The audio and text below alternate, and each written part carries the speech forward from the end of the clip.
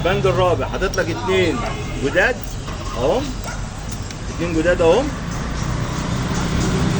بص يا باشا الحدايد اللي هي بتاعتك مش جديده اهي، وادي واحده كمان جديده ثلاثه. ادي الحديده بتاعتك المحروقه، والكلاتشتين الاخرانيين حاطط لك كلاتشتين بتوعك بايظين اهو. اهو يا باشا حسب الله ونعم الوكيل فيه اهو. طالعين في الصوره يا ابني اهو.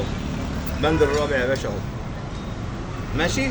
ده يا باشا راجل مش امين، ربنا يسامحه ويديله على قد نيته. الثلاثه على الوش والباقي بلع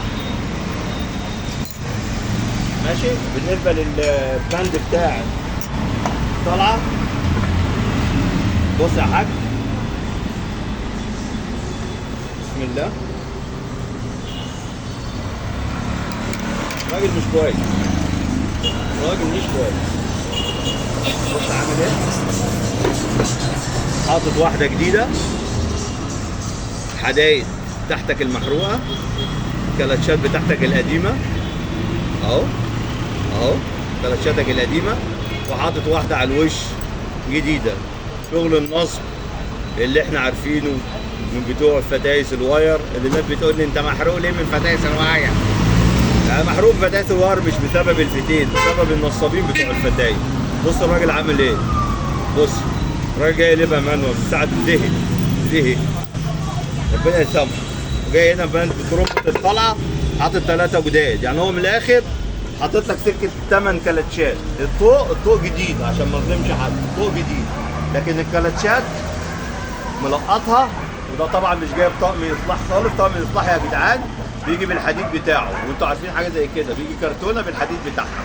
ده الحديد بتاع الراجل المستعمل. فوق ابو حته ده غير الحمد وحد الله بينه وبين حاجه الناس.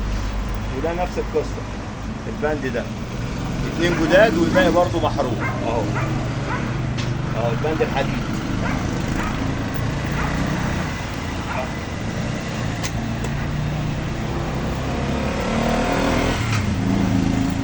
بص يا باشا، نفس الفيلم اللي هو عامله، نفس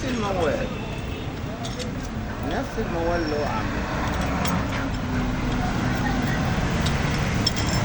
بص حدايد المستعمله بتاعتك، بص اهو. بص تعالى اوريك، بص الكلاتش حاطط واحده بايظه وسط اتنين فلان، ونبله توريهم الكلاتش ده. بص ونبله صور الكلاتش ده بص الكلاتش اللي صور ده ونبله بص متساهل. يا نهار اسود يا نهار اسود، حسب الله ونعم الوكيل فيكم والله، حسب الله ونعم الوكيل فيكم. حاجه تدوليده معدة كده. سلام عليكم.